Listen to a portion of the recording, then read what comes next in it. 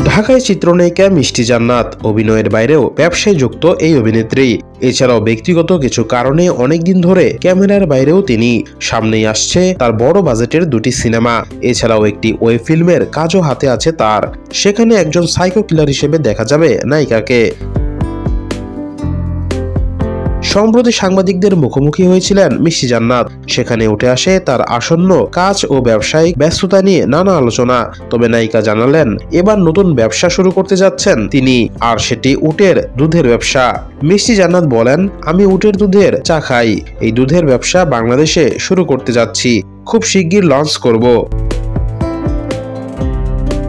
কেন উটের দুধের ব্যবসা শুরু করতে চান তারও ব্যাখ্যা দেন নায়িকা। বলেন, আমি যেখানেই যাই সেখানেই সবাই জিজ্ঞাসা করেন উটের দুধের চা কেমন লাগে। এখন থেকে আর এই প্রশ্নের মুখোমুখি হতে হবে না, কারণ তারা নিজেরাই এই দুধের স্বাদ কেমন তা জানতে পারবেন। নায়িকা জানালেন, সংযুক্ত আরব আমিরাত থেকে উটের দুধ আমদানি করবেন তিনি। মিষ্টি জান্নাতের কথায়, উটের দুধ দুবাই থেকে বাংলাদেশে আমদানি করব। এই দুধ যাতে সবাই খেতে পারেন এজন্য 200 মিলিগ্রামের প্যাকেটও করা হবে।